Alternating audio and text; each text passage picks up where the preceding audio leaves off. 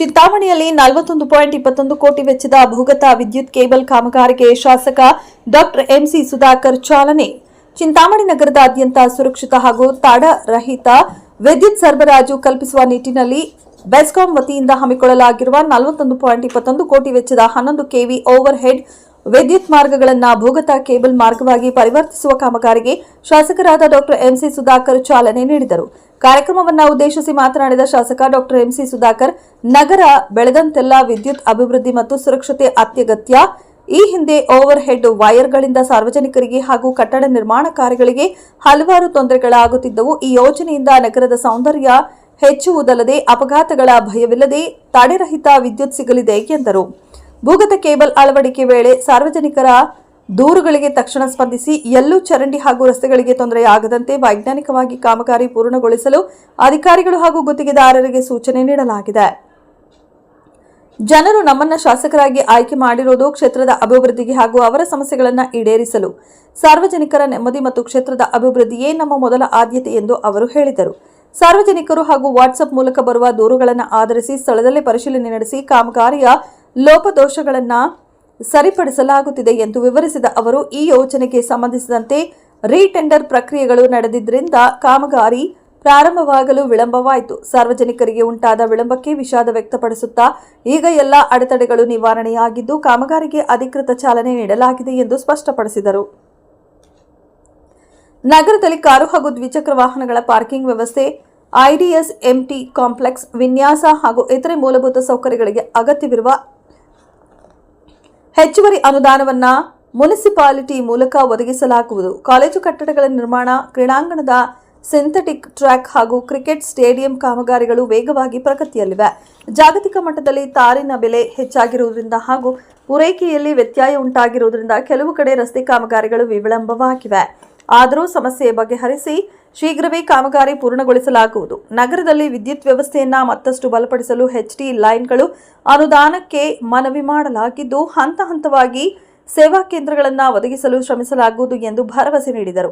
ಈ ಸಂದರ್ಭದಲ್ಲಿ ನಗರಾಭಿವೃದ್ಧಿ ಪ್ರಾಧಿಕಾರದ ಅಧ್ಯಕ್ಷರಾದ ಶ್ರೀನಾಥ್ ಬಾಬು, ಗ್ಯಾರಂಟಿ ಯೋಜನೆಗಳ ಅಧ್ಯಕ್ಷರಾದ ಮುನಿ ನಾರಾಯಣಪ್ಪ, ಮಾಜಿ ನಗರಸಭಾ ಅಧ್ಯಕ್ಷರಾದ ಜಗನ್ನಾಥ್ ರೆಡ್ಡಿ, ಕಾಂಗ್ರೆಸ್ ಮುಖಂಡರಾದ ಮಾಲಿಕ್ ಪಾಷಾ, ಕೊಮುಲ್ ನಿರ್ದೇಶಕರಾದ ಅಶ್ವಥ್ ನಾರಾಯಣ ಬಾಬು ಸೇರಿದಂತೆ ಸ್ಥಳೀಯ ಅಧಿಕಾರಿಗಳು, ಮುಖಂಡರುಗಳು ಹಾಜರಿದ್ದರು.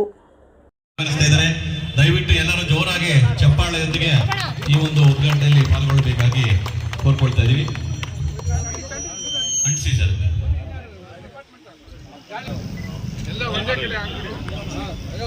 ಎಲ್ಲರೂ ಜೋರಾದ ಚಪ್ಪಾಳೆಯೊಂದಿಗೆ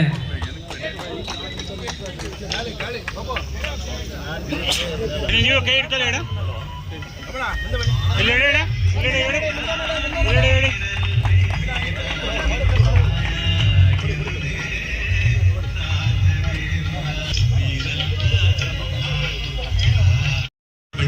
ಹಣವನ್ನು ಕಟ್ಟಿ ಬದಲಾವಣೆ ಮಾಡಬೇಕಾಗಿತ್ತು. ಈ ಒಂದು ನಿಟ್ಟಿನಲ್ಲಿ ಈ ಒಂದು ಕಾರ್ಯವನ್ನು ಪೂರ್ಣಗೊಂಡ್ರೆ ನಾಗರಿಕರಿಗೆ ತುಂಬಾ ಅನುಕೂಲ ಆಗ್ತಾ ಇದೆ. ಆ ಒಂದು 11 ಕೆವಿ ಮಾರ್ಗದ ಎಲ್ಲ ವೈರ್ಗಳನ್ನ ಇವತ್ತು ಕಳಿಸಿಬಿಡ್ತೀವಿ. ಕೆಳಗಡೆಯಿಂದ ಅಂಡರ್ಗ್ರೌಂಡ್ ಕೇಬಲ್ ಹಾಕೋದ್ರಿಂದ ಜನರಿಗೆ, ನಾಗರಿಕರಿಗೆ ಇದರಿಂದ ತುಂಬಾ ಪ್ರಯೋಜನ ಆಗ್ತಾ ಇದೆ.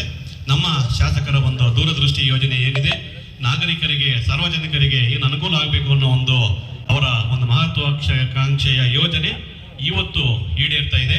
ಈ ಒಂದು ತಡವಾಗಿ ಬಂದೆ, ಹೊರಡುವಂಥ ಟೈಮ್ಗೆ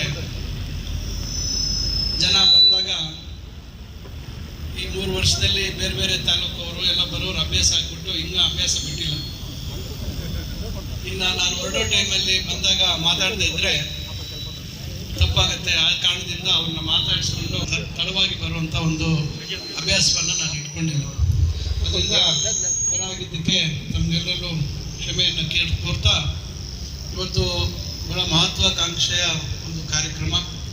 ಈಗಾಗಲೇ ಈ ಕಾರ್ಯಕ್ರಮಕ್ಕೆ ಅಧಿಕೃತವಾಗಿ ಇಂದಿನ ಮುಖ್ಯಮಂತ್ರಿಗಳು ಮಾನ್ಯ ಸಿದ್ದರಾಮಯ್ಯ ಸಾಹೇಬರ ಅಮೃತಾಸ್ತದಿಂದ ನವೆಂಬರ್ 24ಕ್ಕೆ ಅಂತ ಕಾಣ್ತದೆ ಶಿಡ್ಲಘಟ್ಟದಲ್ಲಿ ನಡೆದಂಥ ಕಾರ್ಯಕ್ರಮದಲ್ಲಿ ನಾವು ಇದಕ್ಕೆ ಅಧಿಕೃತವಾಗಿ ಇದಕ್ಕೆ ಶಿಲಾನ್ಯಾಸವನ್ನು ನಾವು ಮಾಡಲಾಗಿದೆ. ಇದು ಕೇವಲ ಅದು ಟೆಂಡರ್ ಪ್ರಕ್ರಿಯೆ ಪ್ರಾರಂಭ ಆಗಿತ್ತು ಆ ಸಂದರ್ಭದಲ್ಲಿ. ಆದರೆ ನಂತರ ಟೆಂಡರ್ ಪ್ರಕ್ರಿಯೆ ಪೂರ್ಣ ಆಗಲಿಲ್ಲ. 2-3 ಸತಿ ಅದು ರೀಟೆಂಡರ್ ಆಗಿದ್ದ ಕಾರಣದಿಂದ ಇದು ಕಾಮಗಾರಿ ತಡ ಆಯಿತು. ಅದರಿಂದ ಈಗಾಗಲೇ ಇದಕ್ಕೆ ಕಾಮಗಾರಿಗೆ ನಾವು ಅಧಿಕೃತವಾಗಿ ಇಂದಿನ ಮುಖ್ಯಮಂತ್ರಿಗಳಾಗಿರ್ತಕ್ಕಂಥ ಸಿದ್ದರಾಮಯ್ಯ ಸಾಹೇಬರು, ಅಂದಿನ ಉಪಮುಖ್ಯಮಂತ್ರಿಗಳಾಗಿರ್ತಕ್ಕಂಥ DK ಶಿವಕುಮಾರ್ ಅವರು ಮತ್ತು ಎಲ್ಲರ ಸಮ್ಮುಖದಲ್ಲಿ ಅದಕ್ಕೆ ಶಿಲಾನ್ಯಾಸವನ್ನು ಏರ್ಪಡಿಸಲಾಗಿದೆ. ಈಗ ಸರಳವಾಗಿ ಇದು ಕಾಮಗಾರಿ ಪ್ರಾರಂಭ ಮಾಡುವಂಥದ್ದು. ಅಲ್ಲಿ ಬಂದು ಅಂಬೇಡ್ಕರ್ ಅವರ ಜೀವನ ಚರಿತ್ರೆ, ಅಂಬೇಡ್ಕರ್ ಅವರ ಬದುಕು, ಅವರು ಯಾವ ರೀತಿ ಬಂದರು, ಅವೆಲ್ಲವನ್ನ ಇವತ್ತು ಎಲ್ರಿಗೂ ಇವತ್ತು ಮಾಹಿತಿಯನ್ನು ಒದಗಿಸುವಂಥದ್ದು, ಕಲಿಯುವಂಥದ್ದಕ್ಕೆ ಸಂಪೂರ್ಣವಾಗಿ ಇವತ್ತು ಅಲ್ಲಿ ನಾವು ವ್ಯವಸ್ಥೆಯನ್ನು ಮಾಡಿದ್ದೀವಿ. ಬಹುಶಃ ರಾಜ್ಯದಲ್ಲಿ ಯಾರೂ ಈ ರೀತಿ ಪ್ರಯತ್ನ ಮಾಡಿಲ್ಲ. ಮಕ್ಕಳು ಇವತ್ತು ಬಂದು ಅಂಬೇಡ್ಕರ್ ಅವ್ರ ಬಗ್ಗೆ ತಿಳ್ಕೊಳ್ಳುವಂಥದ್ದು, ಅಂಬೇಡ್ಕರ್ ಅವ್ರ ಬಗ್ಗೆ ಓದಿರುವಂಥವ್ರು ಅವರ ಜ್ಞಾನವನ್ನು ಅಲ್ಲಿ ಪ್ರದರ್ಶನ ಮಾಡುವಂಥದ್ದಕ್ಕೆ ಕ್ವಿಜ್ ಥರ ವ್ಯವಸ್ಥೆ ಮಾಡಿದ್ದೀವಿ. ಇವೆಲ್ಲ ನಾವು ಯಾಕೆ ಮಾಡಿದ್ದೀವಿ ಅಂದರೆ, ನಾವು ಮುಂದಿನ ಪೀಳಿಗೆಗೆ ಏನು ತೋರಿಸ್ಬೇಕು, ಏನು ಮಾಡಬೇಕು, ಸುಮ್ಮನೆ ನಾವು ಭಾಷೆದಲ್ಲಿ ನಾವು ಹೇಳೋದಲ್ಲ. ಇವತ್ತು ನಾವು ನಮ್ಮ ಕೃತಿಯಲ್ಲಿ ಕೂಡ ನಾವಿವತ್ತು ಸಮಾಜದಲ್ಲಿ ಬದಲಾವಣೆ ತರಬೇಕು, ಸಾಧಕರ ಬಗ್ಗೆ ಮಾಹಿತಿ ಒದಗಿಸುವಂಥದ್ದು ಆಗಬೇಕು. ಅದರಿಂದ ಈ ರೀತಿ ಎಲ್ಲ ಪ್ರಯತ್ನಗಳನ್ನು ಮಾಡ್ತಾ ಇದ್ದೀವಿ. ವಾಲ್ಮೀಕಿ ಭವನ ಕೂಡ ಕಾಮಗಾರಿ ಚುರುಕಾಗಿದೆ. ಈಗ ಅದನ್ನು ನಾವು ಒಳ್ಳೆ ರೀತಿಯಲ್ಲಿ ಮಾಡುವಂಥದ್ದು ಮಾಡ್ತಾ ಇದ್ದೀವಿ. ಈ ರೀತಿ ಹಲವಾರು ನಮ್ಮ ಕೆಲಸಗಳು ಇವತ್ತು ಒಂದು ಕಾರ್ಯರೂಪಕ್ಕೆ ಬರ್ತಾ ಇದ್ದಾವೆ. ಅದನ್ನೆಲ್ಲ ತಾವು ಉಪಯೋಗಿಸ್ಕೋಬೇಕು ಮತ್ತು ಅದನ್ನ ಉಳಿಸ. ಜೈನ್ ಸರ್ ಕಾರ್ಯಕ್ರಮ ನಡೀತಾ ಇದೆ. ಜೋರಾಗಿ ಚಪ್ಪಾಳೆ ದಯವಿಟ್ಟು. ಹಂಗೆ ಇಟ್ಕೊಡ, ಹಂಗೆ ಇಟ್ಕೊಳ್ಳಿ ಬಸ್. ಆರ ಇಟ್ಕೊಳ್ಳಿ ರೆಡಿ ಸರ್.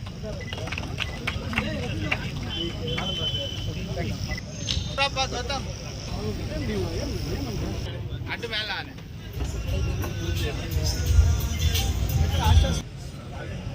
ಮತ್ತೆ ಕಾರ್ಯಕ್ರಮ